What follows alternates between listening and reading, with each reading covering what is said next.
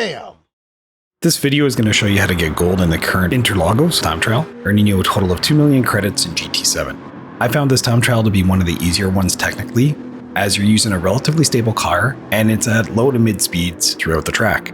The key thing about this week's challenge is maintaining a high exit speed, as this track has multiple straights. For this time attack, it's important to note that I'm using a controller and I'm using traction control 0. All other assists are off and I drive a manual transmission. So this trial took a bit of practice, but I delivered a time of 1:49.474. As of recording, that is currently gold, but I will note that the podium time on this trial has changed a few times over the past few days. So be sure to check any pinned comments for tips or tricks or an updated time should I need to improve further. This trial and car combination is solid. The Skyline maintains good acceleration and corner stability. The bulk of your time on this one is going to be spent learning how to rotate the car effectively and getting on the throttle early to have a decent exit speed. This guide will highlight some of these areas of the time trial that are tricky and where you need to focus your effort in order to improve your time. This guide is broken into 3 parts: 1 lap with commentary, an overview of the course and key sections to focus on, and a final lap in both road and chase cameras with no commentary for you to use as a reference as needed. Alright, let's get into the trial. So on this trial, you're full out. Our first braking point is going to be just around the 100 mark. So you can see full on the brake, gearing down to gear 3 to rotate the car, and just watch the braking inputs and the throttle inputs over this next section. So again, we're on the brakes pretty heavy. Here's our track positioning on the first corner. And you're going to notice that I'm going to start playing with the throttle a bit. I'm off the brakes completely, and as I'm coming around to reposition the car, I'm going to lay off on the throttle, rotate the car, and then immediately engage the throttle again. On corner 2, here's our track positioning. Be careful on this corner specifically, as the limits are pretty tight. And again, full acceleration out on this next section in the corner.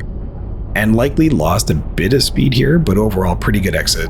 And accelerating out full throttle. You could gear down at any point here. I chose to shift down to gear 4 at that point, but you can do it earlier as well.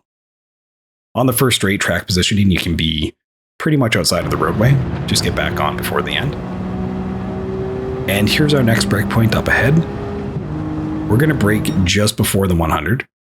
So you're going to see full brake gearing down to gear 4. Again, gearing down to gear 3 to help rotate the car.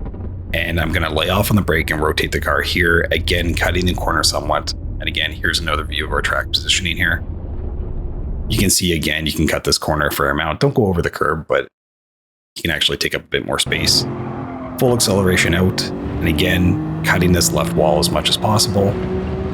Gearing up to gear 4. And then this next part, the braking point is a bit off, but here's where I was using the brake. So it's just past the 100. It's actually that little hut there, just outside the fence.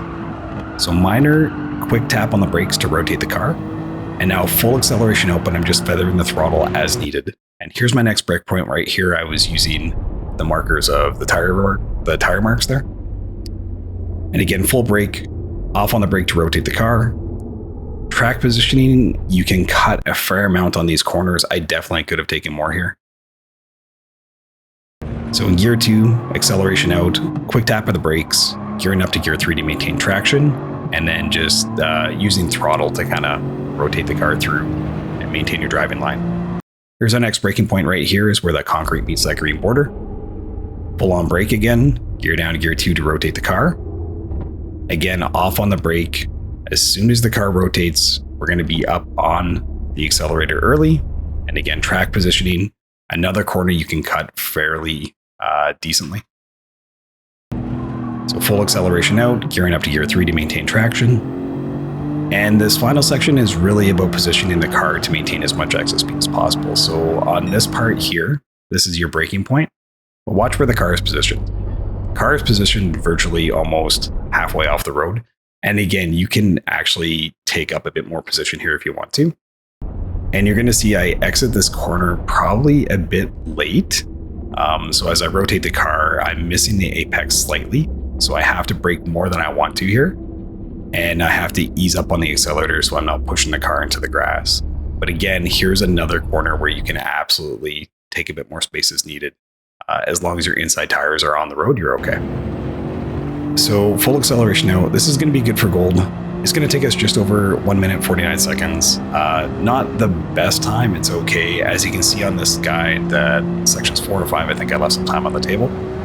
So it's quite easy to clean this one up, but it's technically not a tough course. Everyone should be willing to try this one, easily giving yourself a silver or a gold for the week. So in terms of the track guide, sections 1, 2, and 5 are by far the most important. These are the areas where you'll lose time overall and struggle to hit the medal times. The reason you want to nail these corners is due to the long straights immediately after these corners, making exit speed incredibly important.